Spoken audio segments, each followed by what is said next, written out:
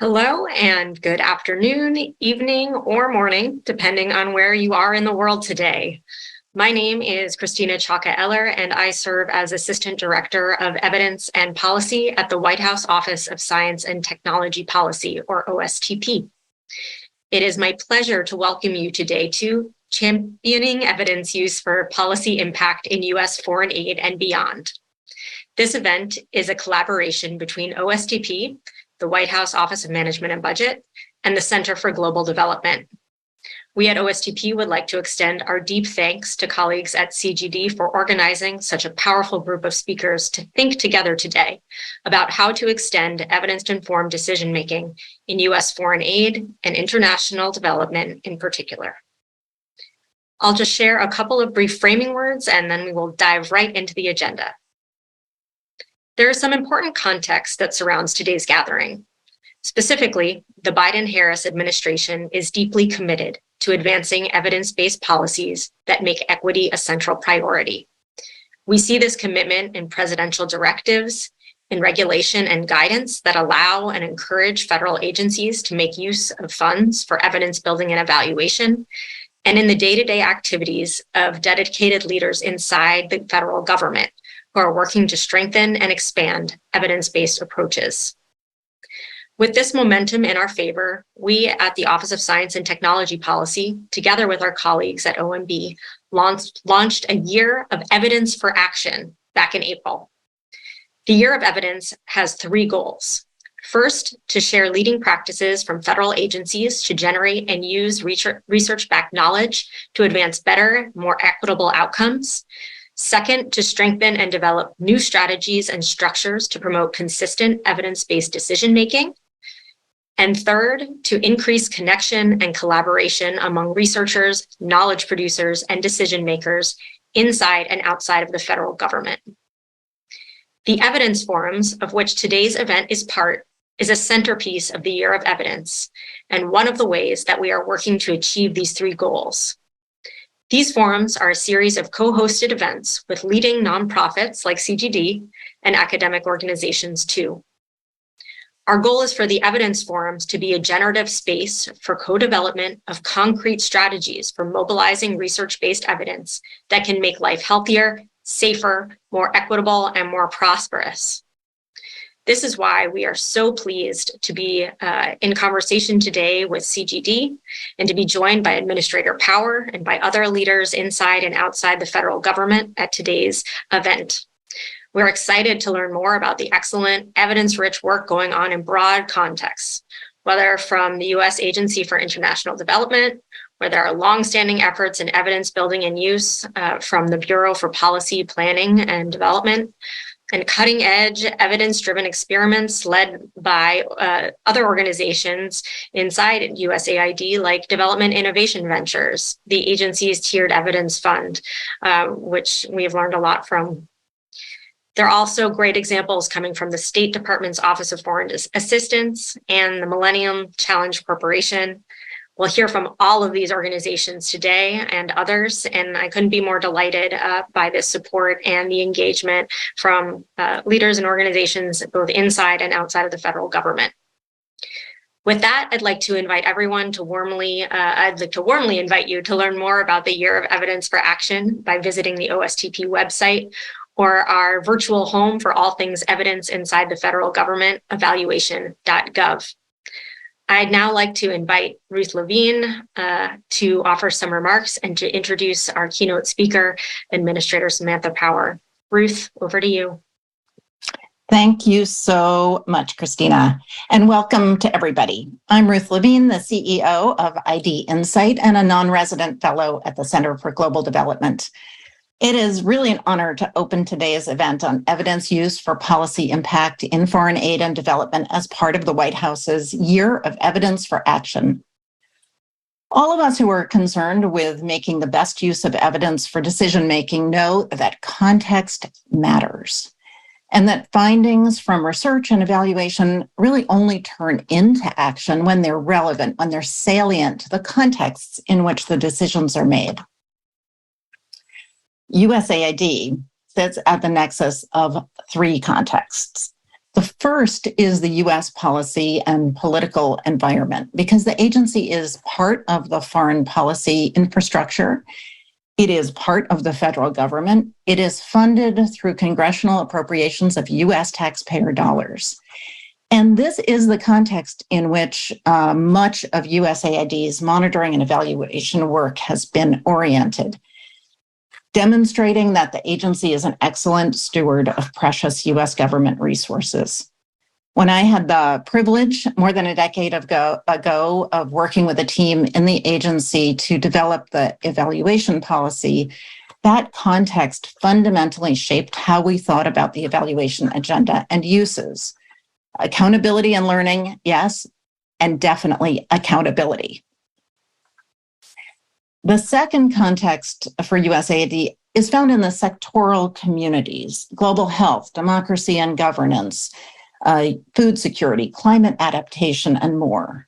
By virtue of the scale and the potential for innovation within USAID's programs, the agency can and does make huge contributions to global knowledge through research and evaluation, often with academic partners.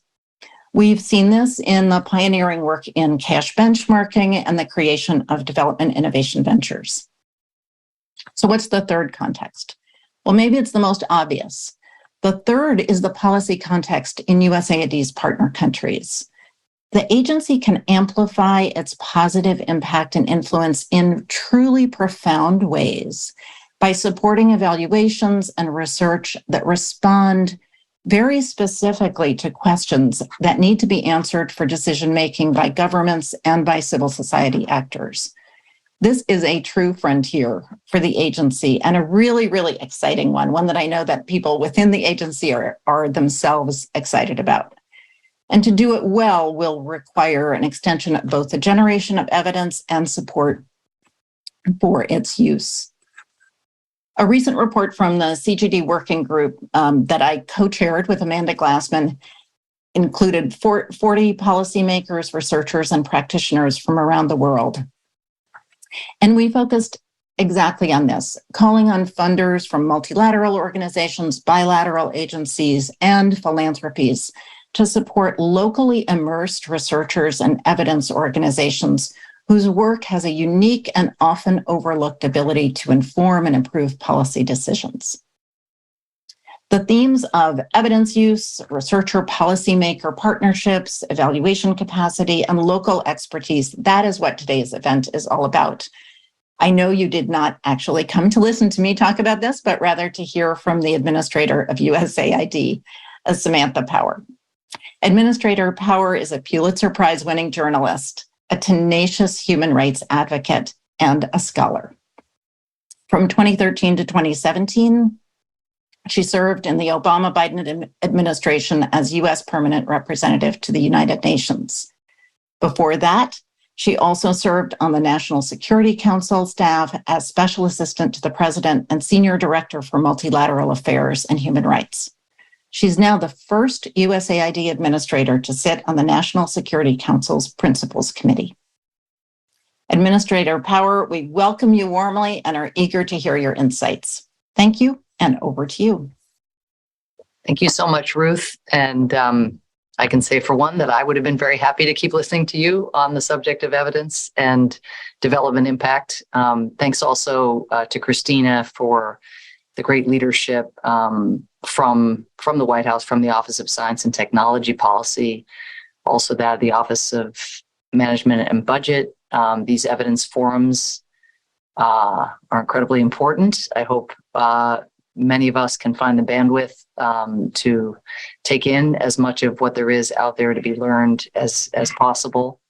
Grateful as well to the Center for Global Development for the partnership on this event and from so much partnership. I can't tell you how often, as I roam the halls here and as people come back into the office or I travel in the field, I see on someone's desk the latest CGD paper on this topic or that topic, and usually rooted in trying to enhance the rigor of what we do here. I'm super excited for the panel that's coming up and don't want to speak too long because we have Michelle Similas, who leads our Bureau for Policy Planning and Learning, who's been such a great champion, like you were, Ruth, in promoting the use of evidence. Michelle's also been leading us to integrate behavioral science and experimental economics here at USAID. We're thrilled about that. And Daphne Rand, of course, over at the State Department, such a thought leader in every role she's had in the U.S. government, but also coming to the role at F, having played such an important leadership role at Mercy Corps, where they tried to bring a rigorous and evidence-based mindset to bear as well. So that's just two of the panelists, much more to come. This topic is very close to all of your hearts, and many of you will forget more than I will ever know in terms of approaches tried and abandoned, and how the field has evolved over time. But in having the privilege of being administrator over here at USAID, I thought what I would do is preview our vision at AID on how we can do better. In their recent report, our friends at CGD challenged all of us in the development community to take steps, in their words, to harness the full value of impact evaluation to improve lives. And this is an ambition we at USAID share. And we hope we can count on many of you watching as partners as we pursue this agenda. As you all know, in trying to integrate impact evaluations or bring a more evidence-based approach to development, it does require the investment of time and energy as a design feature on the front end, and that's there are bandwidth issues that everybody faces in this messy world. But your support and your technical help from the outside can be a very ameliorative factor as we try to go further than we have so far in a hurry. The goal, of course, of this entire enterprise, I guess, is to do good, not only feel good. There are a number of legendary stories of tales of good intentions gone awry. President Eisenhower's establishment of the Food for Peace program in its earliest days, delivering food aid to countries facing extreme hunger, sending emergency food supplies to India, Pakistan, Indonesia, which were going through horrific record levels of hunger, and addressing in the short term that hunger in really important ways. But then, of course, the perverse effect of the sudden influx of free food, flooding markets, crashing local prices, harming farming communities. There are so many examples like that, of course, of good intentions run amok, but even more mundane examples of doing elaborate measurement, but not necessarily measuring the right thing to actually secure the kind of impact that we seek. So moving away from development by instinct or development by intuition to development by evidence, that's a shift that has been underway for some time. And then now really refining what kinds of evidence and how that evidence that's generated, how the feedback loops get compressed so that evidence gets taken on board and gets propagated as widely as is appropriate. So placing evidence front and center can yield even more striking results. In the early 2000s, as you know, the pioneering economist Michael Kramer, who we at USAID are very lucky to have as a colleague and an advisor, was working with an organization that wanted to increase the number of children attending school in Kenya. The organization provided textbooks to the school with the notion that if the families did not have to spend their own money or their own labor to get supplies like textbooks, then their kids would be more likely to show up.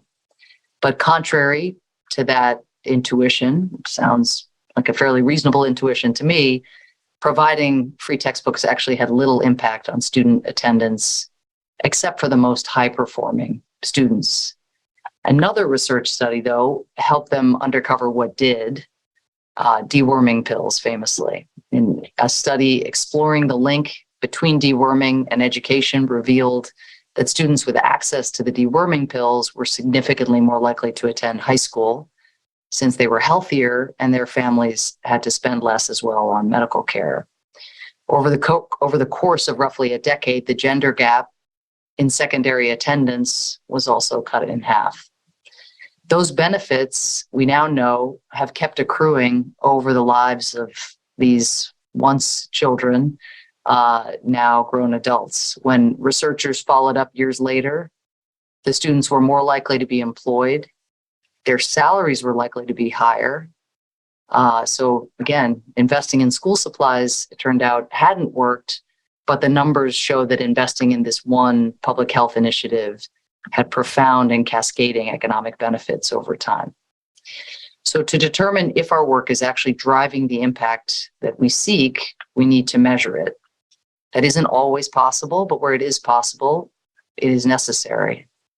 What matters is not, again, how well-meaning our approach or how confident we are in our approach, but whether our approach is yielding the desired results or different results, in fact, because we can often, as we've seen in the Nobel Prize winning work of Esther Duflo and others, including Michael, we see unanticipated benefits as well when we learn to measure as a design feature of our programming.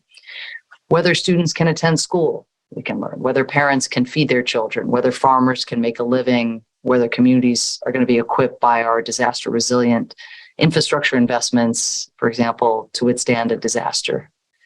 Over the past 2 decades, the development community has done tremendous work to make that measurement possible, and many of you have played a role in this evolution.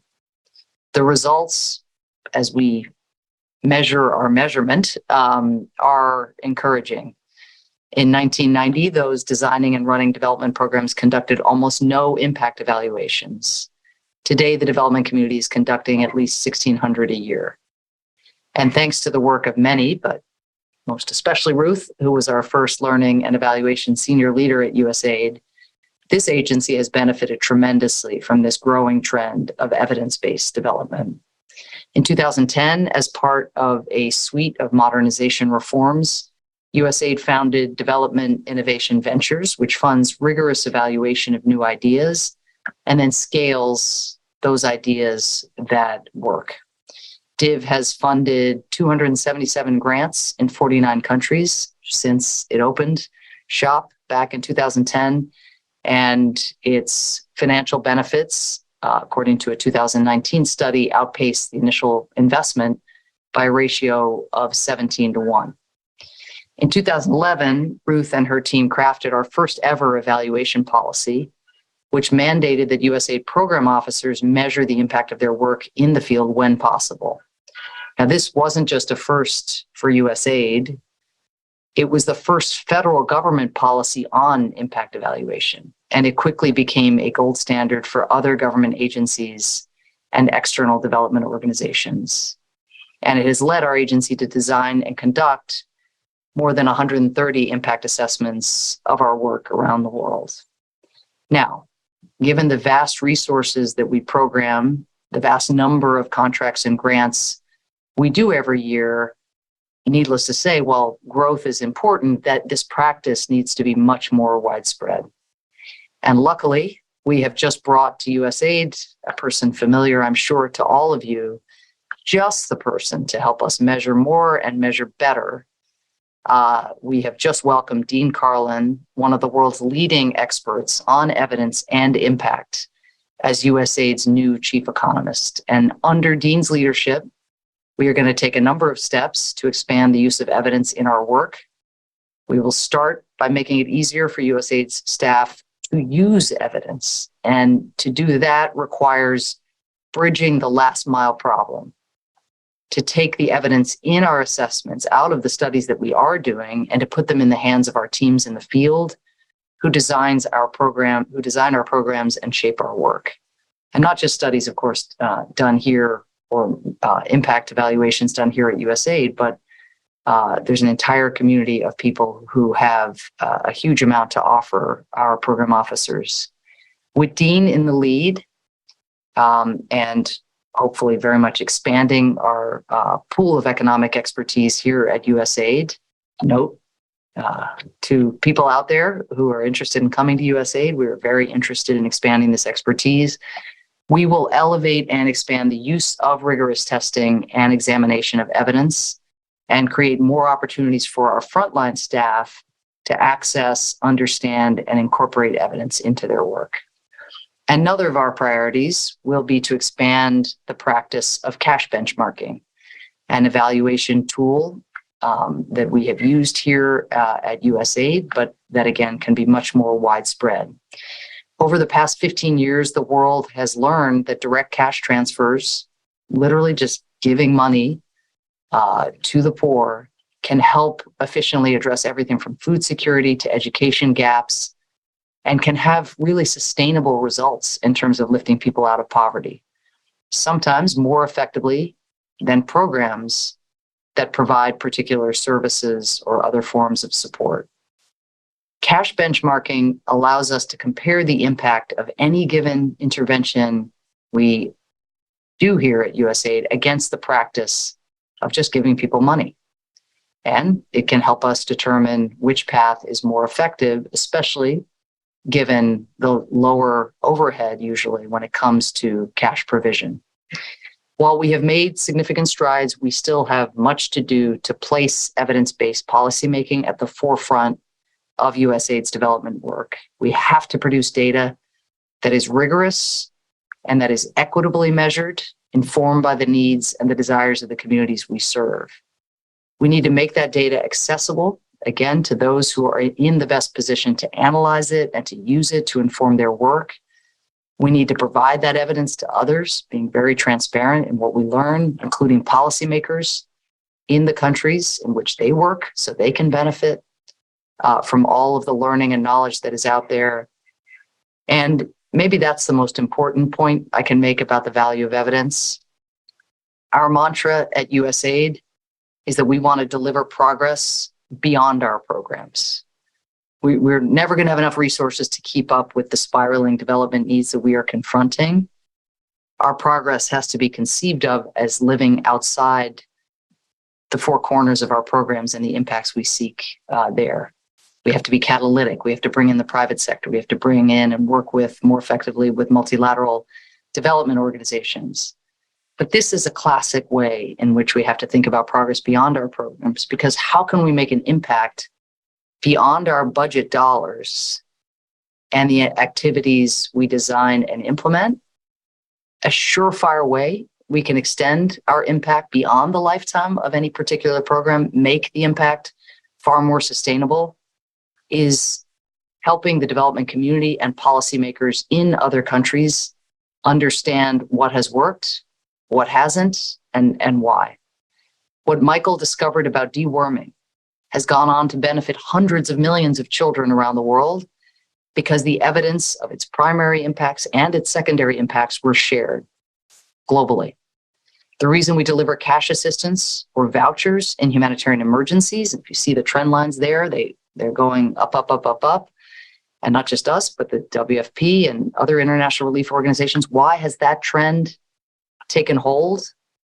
Because we had access to the evidence of the effectiveness of cash interventions and the effects that they could have on local markets, on individual dignity, and a whole series of collateral effects that had not even been anticipated. So this is one of many reasons it is so crucial that we understand the impact generated by our programs. What we learn may end up becoming far more valuable than what we spend. It may lead to impact far more scalable than any particular intervention we undertake. So by arming ourselves with evidence and sharing that evidence with the world, we won't just feel good, we will do good. We will do more good, helping others do good as well. Thank you so much. Thank you so much, Administrator Power, for your remarks. And thanks also to Ruth and Christina. It's a great pleasure to join forces as part of the White House's Year of Evidence. We'll be turning to our panel next to talk about how each of their agencies are addressing the challenge that Administrator Power has laid out for us, how to generate better evidence, how to make it serve policies and decision makers, and how to demonstrate them and share that learning more broadly. But before we dive in, I want to return to Ruth's mention of our Center for Global Development Working Group. Administrator Power mentioned Food for Peace as an example of a program that was intuitively logical and served an immediate purpose, but that over time actually had perverse effects.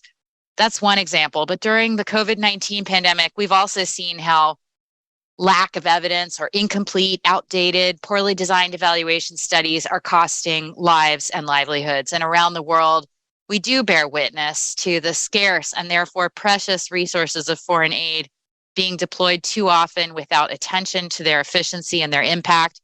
Too often, we can't answer the question of whether our support is genuinely saving lives or making a difference for well-being. And as lower income countries grow economically, we can't even think about transitioning or co-financing key programs for partner governments to come in with their own financing if we cannot demonstrate the costs and benefits of what we are doing. So given this imperative, a question that we pose to our panel is, why haven't decision makers within governments, aid agencies, multilaterals, NGOs not yet fully harnessed that value of evidence to deliver better outcomes? And looking ahead, how can we in the development community renew momentum and broaden the basis of support for the more systematic generation and use of evidence to make change? These were the questions that our working group focused on. We developed some recommendations. I think the first insight is, of course, that while the field has addressed a lot of the constraints to the usability of evidence, things around, better, more data and methods, lower costs, faster production, more policy relevant uses, still too few aid programs are evaluated rigorously, and many of those evaluations have had quality issues. The second big insight Ruth previewed, and I was really pleased to hear Administrator Power talk about that as part of her last point, which is that we must shift evidence agenda setting and resources to those who best understand local policy contexts and priorities and are most likely, therefore, to influence and drive action to enhance impact. We would like to see more support for long-term evidence-to-policy partnerships with locally immersed research organizations and consortia. We're really honored to have the CEO of AFIDEP here today with us. I'll let him speak for himself, but just to say, in the bigger picture, only 9% of U.S. foreign aid is estimated to go directly to organizations and firms located in partner countries. And in the evaluation space, only about a quarter of published evaluation studies between 2010 and 2014 include an author based in a partner country organization. That's data from 3IE. So we really see U.S. foreign aid agencies as very well placed to take on this agenda, given new legal mandates, the dual priority of locally led development and evidence, and the power of the U.S. example. At 1/4 of total global overseas development assistance, the U.S. can influence global practice. So I'm ready to turn to our panelists. I'll introduce to you.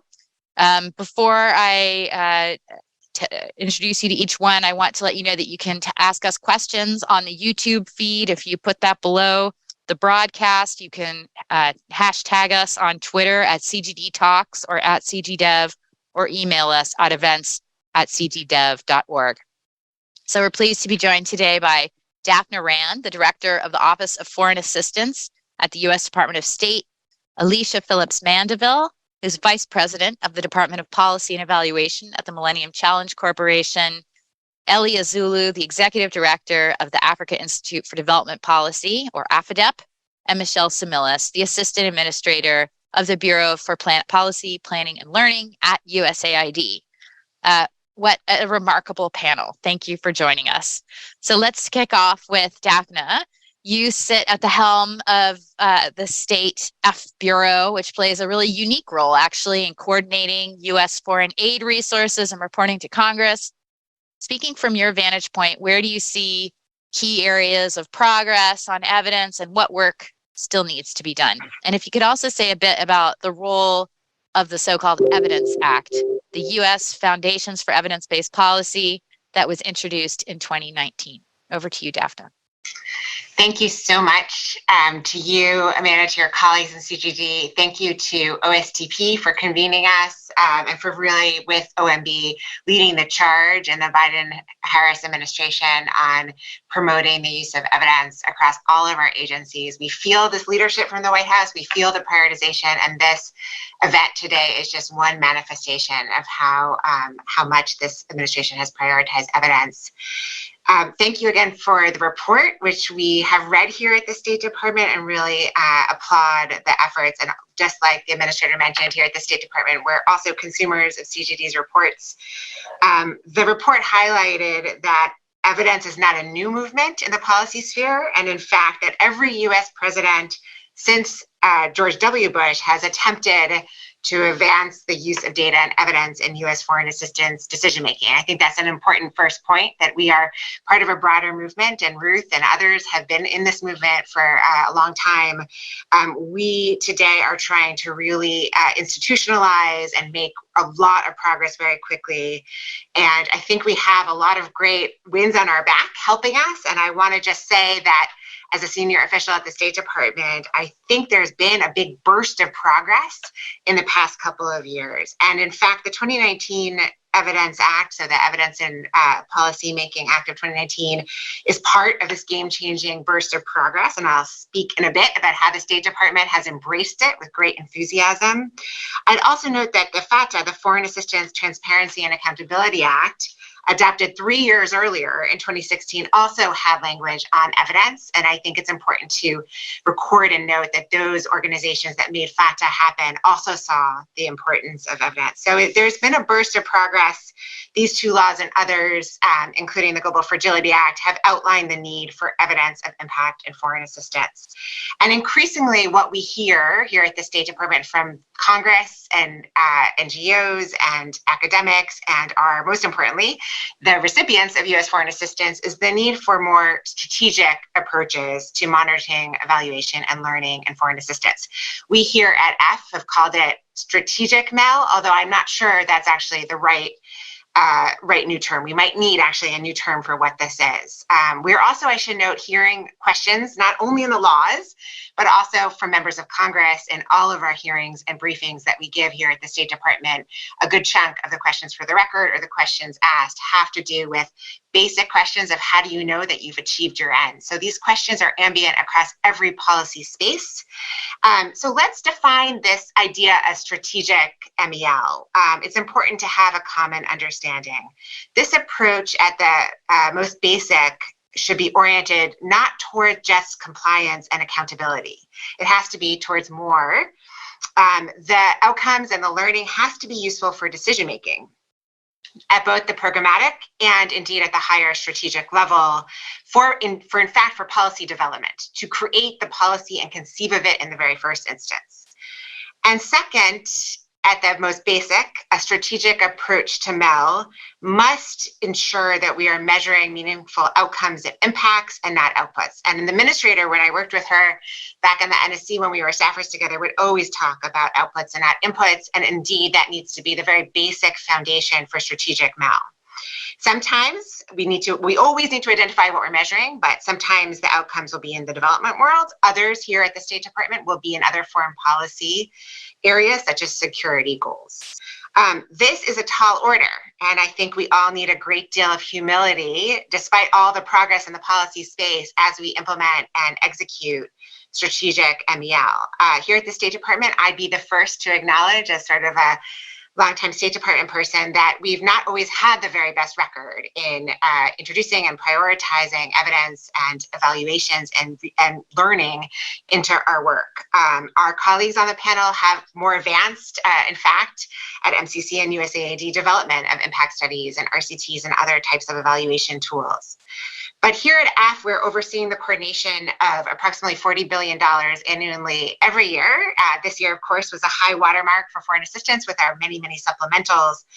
But we are keenly aware that across every single part of the foreign assistance portfolio, whether security assistance, development assistance, humanitarian assistance, economic development, we need more and more evidence. And it is particularly urgent given our global development challenges. In the past 2 years, we've seen how war and a pandemic, both a war in Ukraine and a global pandemic, have stalled development gains in all over the world. In fact, the war in Ukraine has stalled and reversed development trends in food security as far away as Southern Africa. So we're keenly aware that we need to be learners and to be adaptive. And frankly, if a program or a project is not working, or not meeting our outcome goals, we have to be okay with trying something new.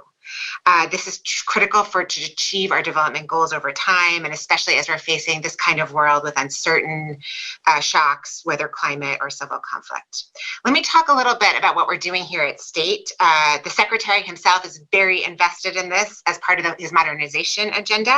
Last October, when he launched his modernization agenda at our training institute at FSI, he told the workforce of the State Department, a learning institution is a strong institution. We will be open to new insights, new information, and new ways of working. And he is very, very committed to this, pushing both in the bilateral and multilateral diplomacy side, which is not the topic of today's panel, but just for everyone to understand. He's also pushing this across our diplomacy, and of course on our foreign assistance work, but also across our work with citizen services and operations at the State Department.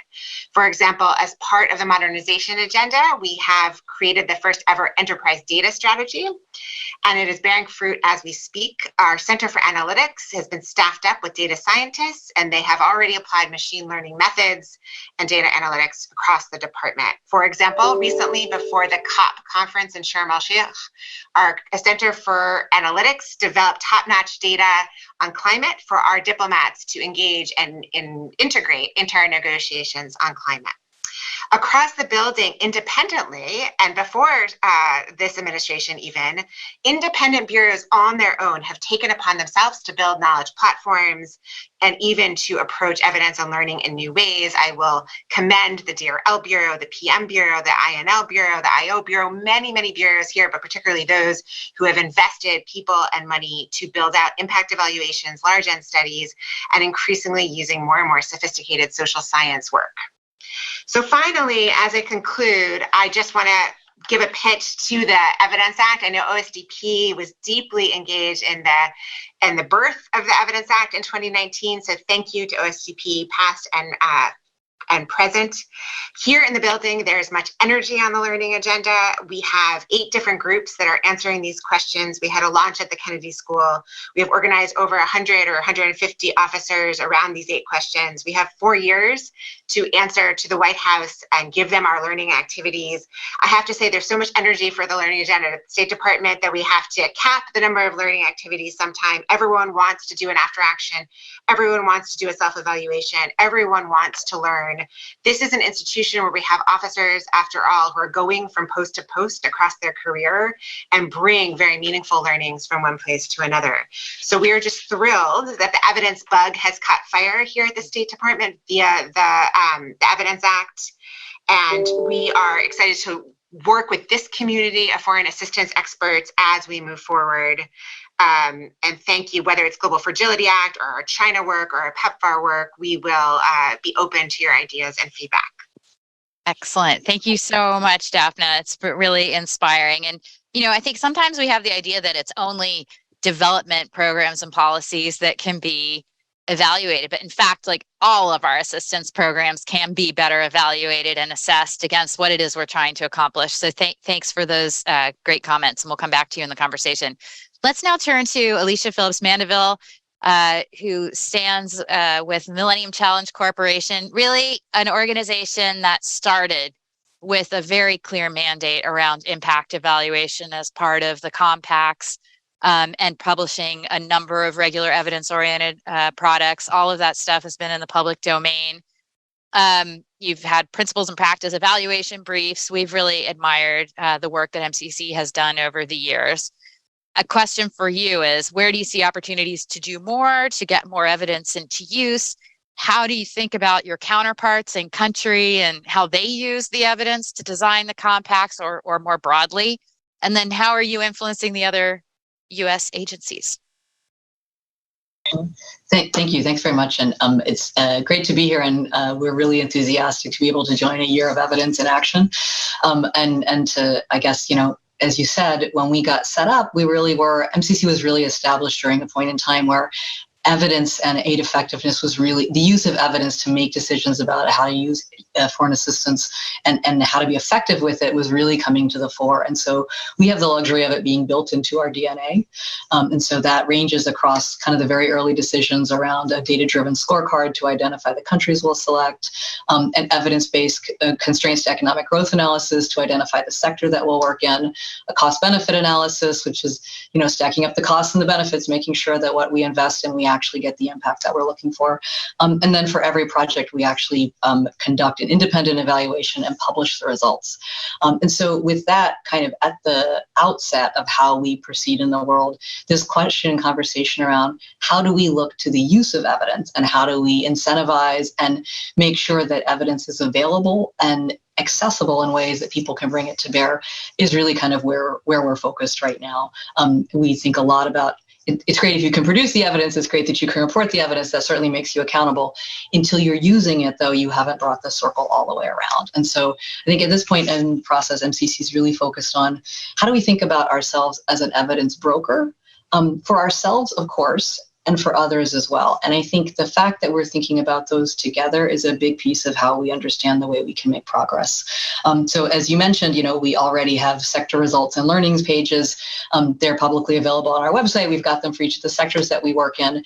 As we do evaluations and produce briefs, they get immediately loaded to that. That's also what our own staff use to look for where we have this information centralized. So there's not some secret cache of additional evidence that MCC staff are sorting through. It's actually available to others. And that's even more visible in the evidence platform, which I will say everywhere I can, evidence.mcc.gov, where you can actually search by sector, by country, by type of program, by whether you're looking for a data set or an evaluation brief or something you can read. And that, I think, really thinking about what do people need when they are trying to answer a question they have about what they should do to make a difference in the way that they're using their work. So we've kind of stepped fairly strongly into the space of how do we share the information, how do we think about ourselves as an evidence broker. I think are now also starting to think about the internal incentive structure around that. And we, I'll talk to anyone who'll sit still long enough in terms of how are we influencing others. But really, how do we think about as we go through our investment decision-making process? MCC makes fairly large economic investments, hundreds of millions of dollars in grant capital to invest in large systemic infrastructure and policy reform questions. And at what stage in the process do we require the use of evidence or data on what we've done before so that we can understand what the potential impact might be, what the risks and the trade-offs might be? And that's really, I think, now coming into greater clarity for us. And so you can look to hear us talk more about that as time goes. I sit on our investment management committee, and that's a big piece of what I ask questions about. So I think as we look ahead, thinking about both that, and then we can talk more about this later, some of the way we partner directly with organizations in our partner countries as we work through the evidence, as we work to do evaluations. And we've got an example of a really great new partnership between MIT, Harvard, and then a Moroccan think tank I could talk a little bit about. But I think that's kind of the cutting edge for us as to where we look next. It's great to be here because, data and evidence hasn't always been cool. And so it's really great to have everyone else jump in the pool as well. It is so cool. I got back on the phone. Yes, data and evidence is cool. Okay, so we'll go from there. But yeah, thank you, Alicia. I think, the example that you've just mentioned, I hope we can come back to it because I think that is really the future of these partnerships, which is a good link now to Elia.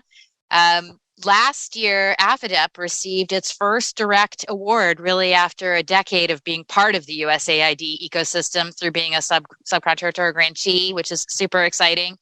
And USAID, as we've heard from Minister Power, is focusing more attention on localization. Let me ask you, what has been your experience? Why do you think it's important to have so-called local organizations, just organizations in partner countries, be at the lead in this space? What are your thoughts?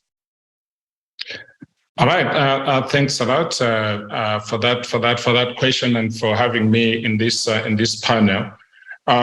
Yeah, I think it's really very, very important that local players should play a very, very active and leading role in the evidence ecosystem.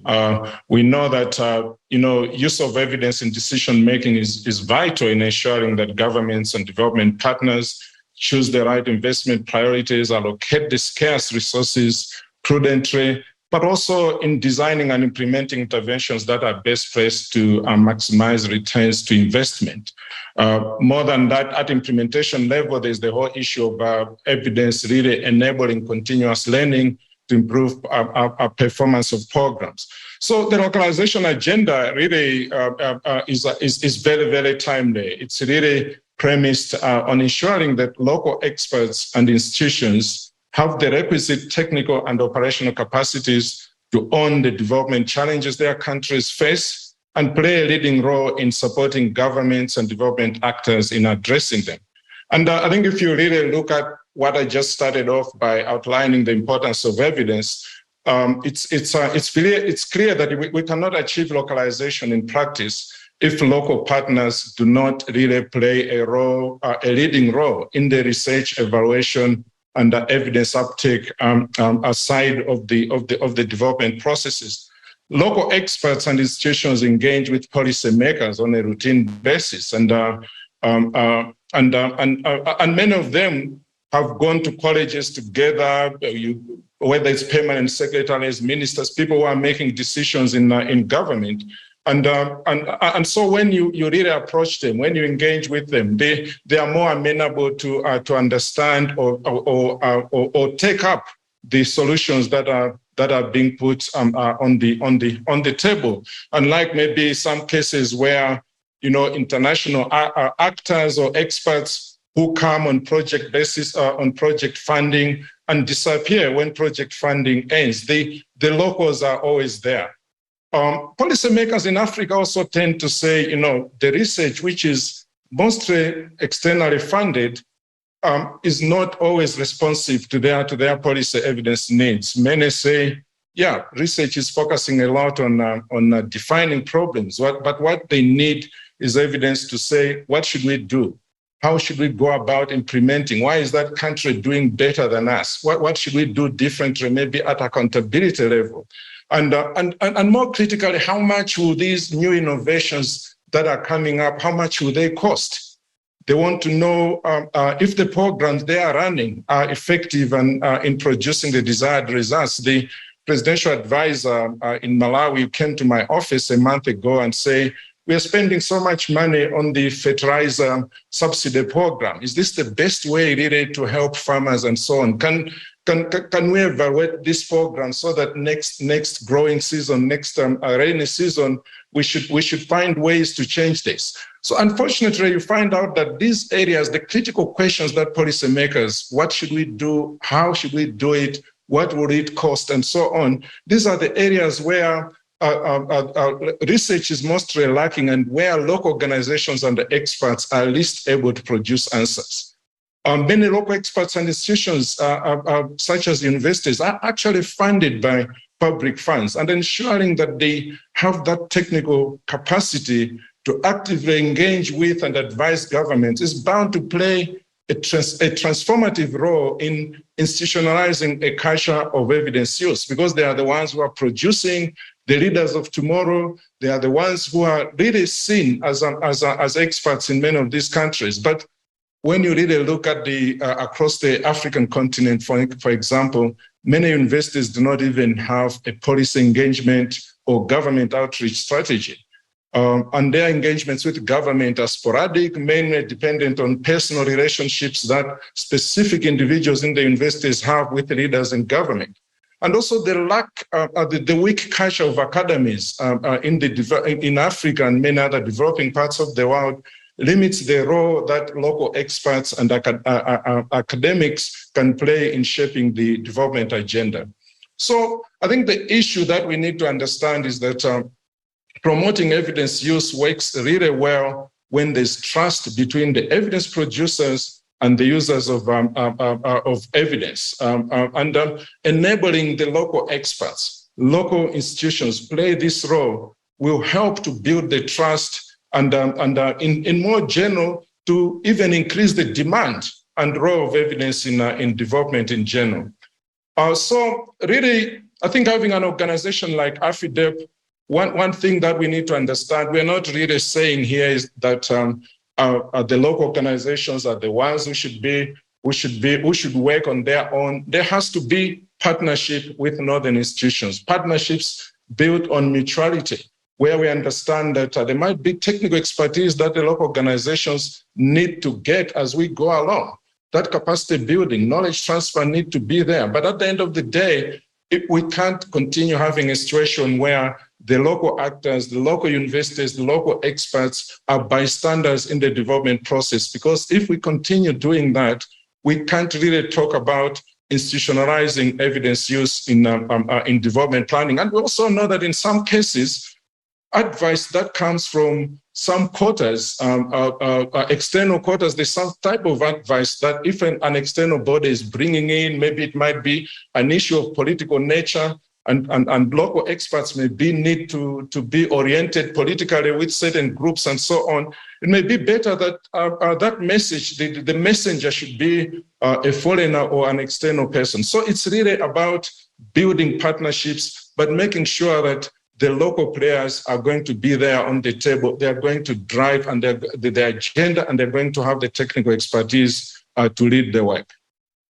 Thanks. I'll stop at that. I think maybe later we can talk a little bit more on what it takes maybe to achieve this sort of a capacity locally in the way that an organization like AFIDEP moved from really, first of all, doing consultancies on many of the international US NGOs, to being a sub, and finally to being a prime on an international program where some bigger, one very, very big organization, maybe 100 times bigger than we are, maybe 1,000 times, is a sub.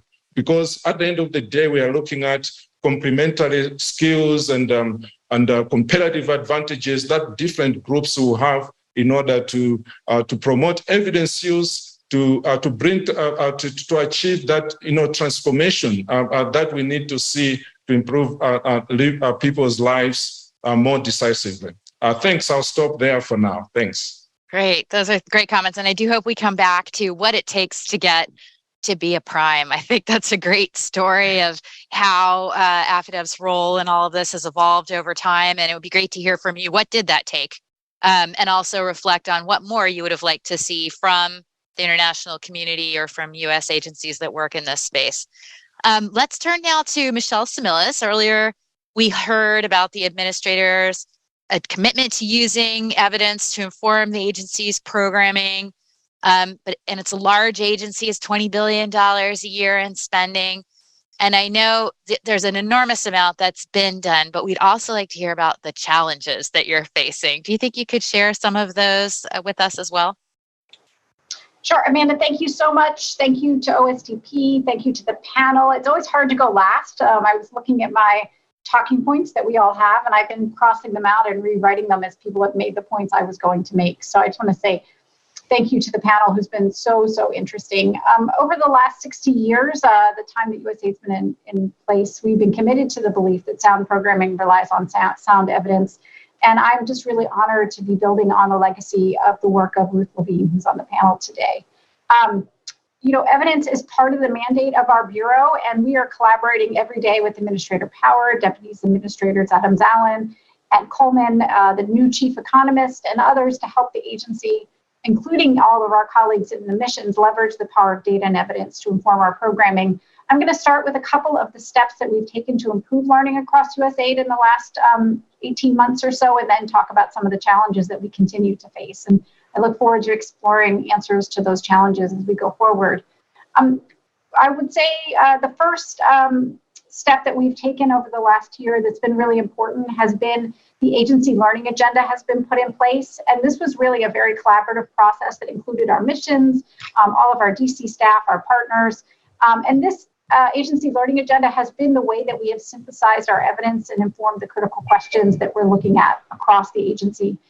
Over the last 6 months, we've really been taking some specific actions, and we've actually held webinars on the drivers of irregular migration, localization lessons, and we'll be doing a few in the new year. And one of the benefits of the post-COVID era, or COVID era, is that we've been able to do these in a hybrid fashion. And so events that in the past would have maybe gotten 80 people in a conference room in Washington have gotten between 500 and 700 people from across the world, our missions and in DC. And those are pretty, we're just excited that so many people, as Alicia said earlier, think that collecting data and understanding that evidence is cool. Hundreds of people don't usually think that. We're also commissioning evidence syntheses by sector that are related to our agency learning agenda questions. And in March, we'll be hosting our annual Agency Learning Week, and we'll be sharing these evidence syntheses by sector. One of the things that we've learned is that time is of the essence and nobody has time. And so these evidence syntheses have been important. We've also developed new agency learning digests and evidence to action briefs that are highlighting specific evaluations and how they inform decisions in specific countries as examples for other missions to follow and to think about how can they be highlighted in the same way. We're also working on asking our country programs to take stock of their progress to date and using the portfolio review process and the annual review of the country development cooperation strategy and how we're achieving results to look at the evidence of the results they are achieving or they're not achieving, and then shift programs in whatever direction is needed to make sure that we continue to have impact. And finally, we're developing a new knowledge management organizational learning policy that will get the right information in the right place at the right time and smooth out the loss of knowledge and relationships as staff rotate to new assignments. As many of us know, our foreign service officers and missions are in those missions for very limited amounts of time. And so we have found that a lot of knowledge is lost. A lot of the evidence that people are finding gets lost as those people move from one post to another. We see the benefits of learning across, but we also see where things sometimes fall through the cracks. And finally, we are very excited to be partnering with our new chief economist to think about how to take his experience, his learning, his academic background, and translate that into programmatic recommendations for our USA colleagues to make sure that we are using the best buy interventions in our country offices. We're really, as the administrator said, looking at the evidence last mile problem and trying to figure out how we can make sure that it gets used at the time of need. So I just want to also just lay out, because you also asked for some challenges and the things that we're thinking about. First, I would say we need the right information at the right time in the right place. We want to reduce the barriers to evidence use, and one of those specifically is time. So we want to make things easy to use. And finally, we need to really think about local knowledge and priorities. I think we'll talk about how we can work more closely with local actors on evaluation in just a minute. So I will keep that aside for that question. But I would also like to say that we are really proud of the evaluation policy, which has been a model for other government agencies. And we are conducting a capacity assessment for evaluation research, statistics, and other analyses, which we think will make a huge difference as we try to understand what the gaps are. So thanks again. We are excited to be here talking about how to use data to drive decision-making, both at our agencies, but also in the countries where we work. And I look forward to the rest of the conversation with the great panel. Great. Well, let's, if everyone can put their cameras back on and come back, panelists. I want to ask you something to kick us off that would sort of cut across. One is that, a lot of what we finance is technical assistance, for example. Alicia talked about how MCC kind of built in impact evaluation, but in general, it was sort of hard to do the entire compact evaluated. You would choose kind of a subset of what was both important and tractable. But maybe starting with you, Alicia, if you could kind of reflect on what's evaluable, what's not evaluable, how do you decide, and what would you advise USAID to do? Thinking of PEPFAR has a ton of training, right, in the way that they spend because they're concerned about the quality of care and things like that. How do we think about those issues within the USG? Thank you. No, that's a great question. And it's actually one we grapple with all the time here still, because every investment is slightly different. Every grant is slightly different. Every country context is slightly different. And so you have to answer that question differently. But it means we have a lot of talented technical people spending time talking about what is the objective of this project within the compact. So if we are trying to reduce the cost of transportation because we know that the rural farming communities cannot get products to market, products from other places cannot get to the rural communities, the objective is to reduce the cost of transport. So that's really measurable. It's also an outcome. It's not how many kilometers of road. It's not how much we have to measure the number of people that use the road to understand if we've reduced the cost, but it's not just how many people use the road, right? So I think a big piece of how do you answer that question is that you have to actually fight out how to answer the questions. And I say fight it out because it is actually an argument often between different technical experts who are focused on a slightly different piece of a development problem. So the cost of transportation, roadside is going to think about the actual smoothness of the road, what it does to the vehicles, how much weight it can bear, do the large trucks fall over, are they able to keep going? Maybe our environmental social inclusion folks or environmental folks may think a lot about kind of what are these effects of motorized transportation vis-a-vis people who are carrying things or using bicycles or the actual how does it distort the way water may get to the farming communities in the area. You can tell I'm not an environmental expert as you listen to me make up this example. But in any case, my point being, I think we have to set into our compacts before we sign them with countries, what is the objective of this compact? And we're actually literally in the throes right now of updating our evaluation policy for the third time, so that we get to a place where we state an objective that is measurable and understood widely across the investment. And I think that that is maybe, I think undervalued how much having the argument up front, how important that is for being able to say later, did it work? Yeah, absolutely. And I'm presuming also the main objective, of course, informs the activities that we decide to finance, but it also shows you, well, hey, actually training only probably explains X% of some outcome. But maybe I'll come to you, Elia, when you think about you've obviously worked a lot in the family planning and reproductive health field. How do you grapple with those issues? You're talking about multi-sectoral interventions a lot. How do you put all that evidence together, and how do you decide what's important and struggle with those kinds of prioritization issues? Yeah, I think one of the key approaches we use in tackling these issues is to come from the perspective of understanding what the government wants to achieve to begin with. And so you go in, maybe you look at the long-term development plan, or it might be the family planning costed plan that the government has assigned to, or their commitments, whether it's a family planning 2030 framework or the ICPD agenda and so on, and go in from that perspective to try to underline why, not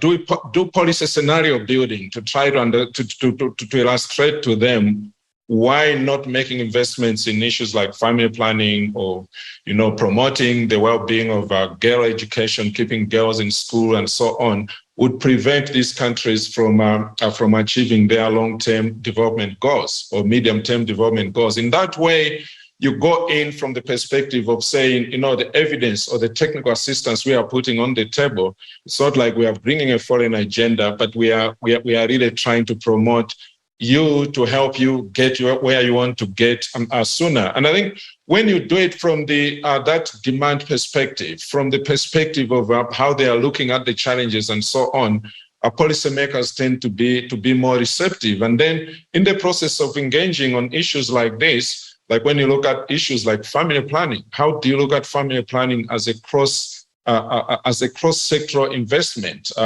People in the climate change field, in the environment, and so on, they know and they understand that the community's capacity to adapt to implications of climate change are affected by a lot of these issues, whether it's the status of women, it's a rapid population growth, and so on. So at the end of the day, when now you come in from the perspective of the needs, whether it's the community or the country, and so on, and demonstrate that, you already see this as an issue, but you are not contributing to addressing, say, family planning for those in the environment, in food security, conservation, and so on. So how do you implement your program so that as you are promoting, whether it's food security issues, conservation, that you also talk about issues that are affecting families, like lack of access to family planning? So it's a question about bringing together this evidence and at the same time trying to look at each sectoral group and seeing how bringing in an intervention from another sector would actually enhance their value or the impact of their interventions. Thanks. I mean, one other thing I was thinking, just because, family planning is a service that USAID, has supported for many, many years. And, one thing is to bring evidence around its effectiveness. But no one questions that contraception, has the effect that it has. It's more, how do we deliver contraception as efficiently and as respectfully and as, quality informed as possible. But we'll come back to that. And that's harder, to get on the agenda sometimes, I think. I don't know. Yeah, but I think it also gets mixed up with the sensitivity around the issues of population growth. So a lot of leaders tend to look at this sensitively. And so the point is really to emphasize, like if you look at the issue about the demographic dividend, what would African countries achieve by accelerated economic growth that they would achieve if you address the high levels of unmet need for family planning that are there. And by doing that, so you are still emphasizing the importance of voluntary family planning, making sure that women and their partners' needs are met, and emphasizing that if you really make family planning universally accessible to all those who want it, what will be the long-term economic benefits in terms of the demographic dividend, having more women in the labor force, and having that bigger working age population that can accelerate economic growth if those people are well educated and they also have adequate jobs. So I've found out that when you do policy scenario building and maybe speak more from the perspective of the positive aspect of what would you gain, how will this help you achieve your long-term economic objectives, that policymakers tend to be more receptive on the same issue that they would have looked at with a lot of sensitivity. Yeah, absolutely. I think there's lots of different kinds of evidence that you can bring to policymakers to answer those questions. So very well taken. Daphne, can I come back to you on this issue of how do you decide what requires more rigorous evaluation, what requires a lighter touch? You've so many different kinds of programs that are based in the Department of State. How do you think about prioritizing your scarce evaluation resources for? Thank you. So I think one way we're looking at it, and I think the Secretary is looking at it, and a lot of the senior leadership, is what do we need to know to make informed decisions the next time, right? So, and that will be different if we're looking at security sector assistance, and there's different types of security sector assistance. We have our police training programs, we have our prosecutor trainings, and then we have really our FMF, which is our military to military assistance programs. So even within those three types of security sector assistance, the first question is, what do we really need to know? And often that goes back to what are our goals, right? And often we want to know, do we achieve at the base level, making that beneficiary, that recipient, whether it was a unit or command or a prosecutor's office, stronger. So that's based, but I don't think we even rest at that. And your last question reminded me that in technical assistance, often at the State Department, we like to marry our diplomacy with the technical assistance. So not only do we, and this is why we work together with USAID and MFCC, in addition to giving the Ministry of Agriculture, for example, the tools to make more informed decisions about fertilizer and to address climate change shocks in soil science, we also use our embassy side, the diplomats, to push for changes that might be, for example, politically difficult, or to connect the dots between what the Agricultural Ministry is doing and the legislative branch is doing. So often we look even beyond just the outcomes and we say, how can we scale this up to greater change by marrying assistance outcomes to broader policy changes within that government. But back to the security sector example, I would just also offer, in addition to the capacity of our units, we also want them to be legitimate. So that's an even, and to respect human rights, et cetera. So we have many, many, many outcome goals. And so the answer to your question is it really depends on what type of assistance we're looking at. I mean, one challenge is that we do have so many goals associated maybe with sets of interventions. So that is a big challenge to try and get to a manageable number of things that you can influence with the money that you're spending. So I don't think it's very easy. So we'll watch. I know that it's a very ambitious agenda. Michelle, I have a question from the audience that I'm going to ask for you. That it's easy to say we'd like to use evidence to scale up programs that work, but with limited resources, that might also mean scaling down programs that don't work, which is harder. And it leads to a lot of organizations being afraid to honestly discuss and learn from those failures, including government agencies themselves, but it could also be, some of the big partners of USAID, for example. So other than sort of driving independent evaluations, how do you simultaneously encourage learning, which requires discussing failures, and acting on the findings, which might mean reallocating away from projects that are not achieving the goals that we'd like to see? I think that question, thank you so much for the question from the audience. I think that is actually the hardest question to answer here, and the one that we are constantly focused on. I think we often avoid scaling down projects because I think there's so much energy that goes into even starting up projects, which is why I think we find our mid-course correction, our mid-course reviews, our portfolio reviews, our country development cooperation strategy reviews to be really important, because oftentimes it's not that you would get rid of an entire program per se, but what you would rather do is maybe move the ship, the cruise ship, a couple degrees to the left or the right, or maybe add a different kind of intervention. And so that's what we're trying to do, is really get people to think about what would make our project better, what would change the outcomes, and what would get us where we want to go. The other question, if I might, I'd also like to reflect on some of the other questions that you were just mentioning. And one of the things that we have really been struggling with here, which is a unique USA issue, although I think that DAFNA also experiences this, is that a lot of all of our funding comes through earmarks. And so a lot of our evaluation is very focused on, are we meeting the objectives of that particular earmark? Are we meeting the objectives of the biodiversity earmark or the family planning earmark? And I was just speaking to some of my family planning colleagues a couple of weeks ago, and I said, we shouldn't just be measuring whether we're delivering family planning services, but what is the impact of that provision of family planning services on the overall poverty rates in that community, or on the education levels of women in that community or girls? Because I think what we forget is that all of our interventions, as our previous panelists said, do have all these knockoff effects and really actually help us to achieve our overall objective, which is to move the development agenda forward. So I think that's the other issue, is like, what question are we asking? And are we being too narrow? And actually, should we open up the aperture a little bit and think about what our overall impact is on global development priorities and actions? So thank you for those questions, and thank you, for really helping us think about how to do our work better.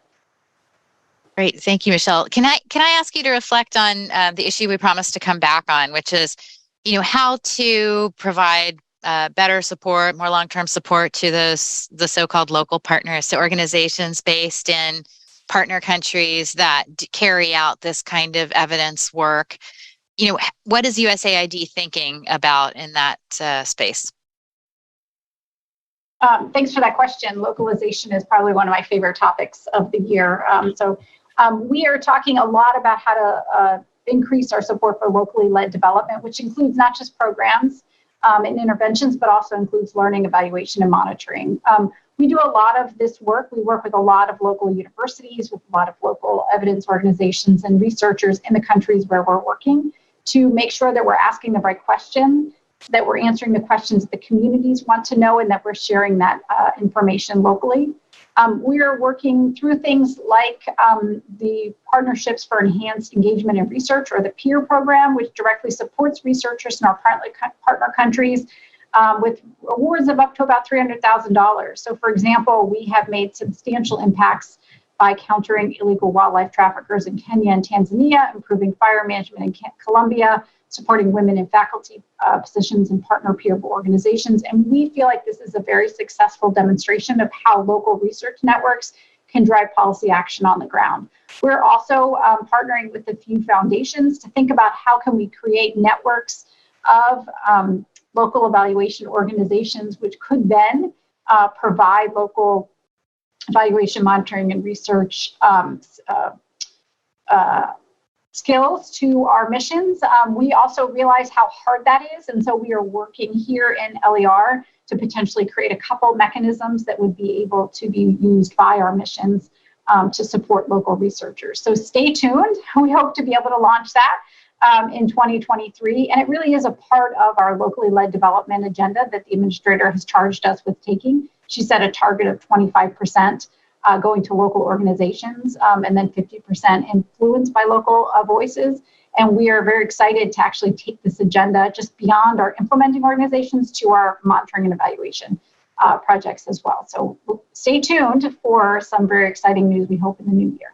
Excellent. We'll be watching this space. Of course, our working group also really wanted to see some of that kind of action, and it's great to see progress in that space. Can I come back to you, Alicia? You mentioned the partnership with some U.S. universities and a think tank in Morocco. Tell us a little bit about that, how it came to be. Excellent. No, thank you.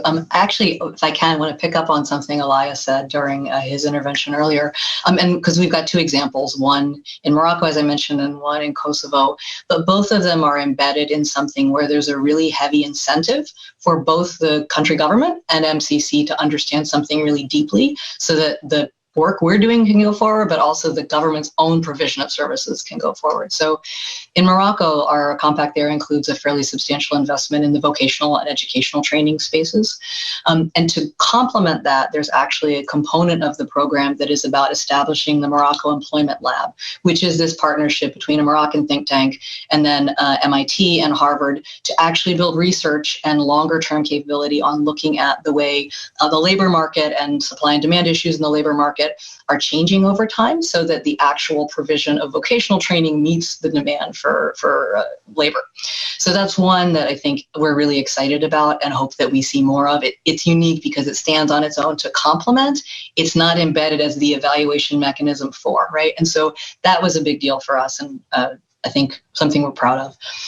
In Kosovo, it's slightly different in that we were working on a threshold program that's just recently closed on energy efficiency. And one of the components was around individuals rehabilitating their own homes, whether that's an apartment building or houses, to be more energy efficient to reduce the cost that they bore on that. As you know, Europe is undergoing a fairly substantial energy crisis. And as we're concluding the program, a big piece of the work became communicating with the government around how different types of grant financing, grant support, or subsidy support for homeowners and apartment associations allowed that to, like, what had the most uptake. And the government was really looking hard at how they could continue that going forward because they knew the demand for it would be intense as we go into this winter, even though the Kosovo threshold program is closed now. So I think two really key places where it's recognizing that we have this shared incentive to understand something based on evidence about what can work. And then even though, MCC, we're done, but the government can carry that forward. Yeah, so interesting and a great example. Speaking of the reference to incentives, so another question has come in, and then I'll also add. Well, first let me say I'll add to the question first, and I will go to you, Elia. As you reflect on the journey that you and your organization have gone through, if you had to advise some of the U.S. aid agencies sitting around the table here on what kind of support what better support would look like, or what different support would look like, I would invite you to do that. But let me ask another question, which is that our partners, in terms of implementing partners, are key consumers of evaluations themselves, right? Does it actually the organizations that we would like to see using the evidence? And the question is, what incentives could or should be in place for them to actually access and then incorporate the use of evidence in their programming and decision making? So not the government agencies themselves, not the government policymakers on the other side of the table, but those intermediate organizations that are part of the business. So maybe Ellie, I'll start with you, and then Daphne, I'll come to you. Yeah, I think from the examples that several of the panelists here have highlighted, the environment has changed a lot. I think there's much more emphasis on making sure that there has to be serious, substantial local involvement in any grants that are being given out there, not only by USAID, but also or other parts of the US government, but other funders as well, other development partners. I think the most critical thing that needs to be looked at beyond just saying, we'll get more money to local partners, is really to look at how that money is formulated, how the grants are formulated in a way that they also help these organizations to build their systems and capacities to remain in business, develop new ideas, innovation, and so on. And I think it's the issue about what sort of, first of all, is there flexible funding, like core support that is being given? Because if you look at us as AFIDEP, really, if we have not gotten core support over the last 7-8 years from the Hewlett Foundation, I don't think would have built the capacity that the organization has now. But there's also the whole issue of overhead. Our funders paying the full cost of doing business. Often, a lot of funders will pay, international organizations, US organizations, their true overhead. But for many organizations in the global south, in Africa, some will just come with an arbitrary 7% maximum, 10% maximum, and so on. So on the one hand, how do you help organizations even generate the true overhead of doing business? But to the extent that that is known, then we need to start shifting towards supporting these organizations to really provide the true cost of doing business. And I think beyond that, it's the issue about even when the grants are given, how do we support these organizations to develop the technical competencies in new business development, in program management and program implementation, and making sure that they can even tell the impact, that they are not just reporting on the activities they are doing. They are looking at the so what of the work, because these are very, very critical aspects of the work that will portray an organization as being successful or not successful. So I think really for me, it's just to say, I'm very, very pleased. I think the environment is opening up, and a lot of funders, even funders like the Bill and Melinda Gates Foundation, 7-10 years ago, we had to go through US universities to get funding from them. But AFIDEP now has 3-4 grants. Some of them competed for globally that we've gotten from them. So really, it's, I think, the issue about building the capacity, not only technically, to making sure that they have the money to hire the right staff, but also on how they can manage the business of running organizations. On your other question about evaluations, what incentives organizations like AFIDEP? I mean, for us, we feel like, we because we are engaging with governments, and a lot of governments ask us questions related to evaluation, and I think we need to open up those networks for organizations like ourselves to get involved more. Even things like systematic reviews, a lot of evaluations, they tend to be very, very technical documents. And I think we need to bring in more resources that will look at how do you actually do review of systematic reviews or translation of systematic reviews, translation of evaluations, so that evidence can be used by a lot of the growing number of intermediaries that are coming into the space to use them to engage with government. Sometimes we just need to be conveners, right? So that when we are meeting with government and they say, oh, this is the issue we are trying to address, we can quickly say, you know what, there's a group that has done evaluations like this, and bring them to the table. So there's need for more networking, not only among just the evaluation teams, but also to include those who are doing the knowledge brokerage and engaging with governments more. Great. Really good suggestions. And also speaks to the importance of combining different sources of funding for, really important civil society organizations like your own, right? To be able to have the independence and financing to do your work and right. Set the agenda. Daphne, we're at the last moment of our event. So I will ask you to send us off with an inspirational comment. I guess one question for you is, can you also reflect on this issue of incentives with contractors and sub-grantees from the budgets that the State Department runs directly? And then, how do you hold your foreign assistance agencies that are related to you? How do those kinds of relationships work in terms of evidence? Is there more you would ask for there?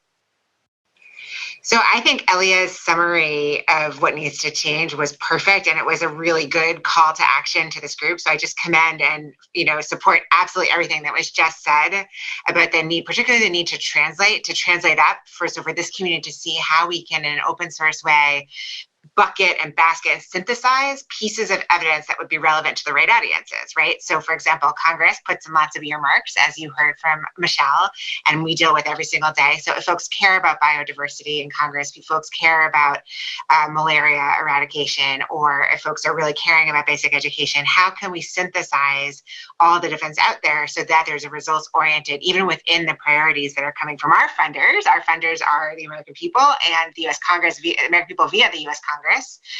And I should also say we can't discount the policy imperatives, right? So we have, in the wake of COVID, a real emphasis on global health security strengthening. So no longer is there an emphasis on maybe as much the vertical diseases, but more of an emphasis on, wow, do those ministries of health, and more importantly, their reach into the last mile communities, how strong are those, and how much information is flowing, and what is the interaction between central government and subnational health workers? Those kind of questions are really coming to the fore because of what just happened to the world. So we have foreign policy moments and foreign policy issues that are really, really affecting our foreign assistance. I said at the top, 2022, the fiscal year that ended October 31st, saw the most foreign assistance run through F than in the past probably 20 years. We say since the Marshall Plan. And that's because of Ukraine. We had an incredible response of Congress in a bipartisan fashion to support the government of Ukraine and its efforts to fight back against Russia, but also to endure. A year ago in the State Department, we weren't sure if the government of Ukraine could endure this. And here we are, and it's really inspiring. So maybe that will be my last inspiring remark, that our foreign assistance, the incentives and the topics and the goals and the outcomes are going to be constantly changing, and how we talk about it, how we communicate it, how we synthesize, and how we talk about it in a way that our audiences, most importantly, understand, is the way to encourage folks to want to have more evidence in their foreign assistance. And then my final thank you would be to you, to CGD, for being really champions and at the vanguard of this in the NGO community, and just huge thanks for pulling us all together. Thank you so much, Daphne. And I think we've run out of time, but just thanks to all of you, the panelists and the agencies, for all the work that you're doing in this space. I think the agenda is pretty clear. It's not without a lot of difficulty and complexity, but we'll look forward to following all of your trajectories and supporting your work. So thanks so much to the audience as well for joining us. Thank you.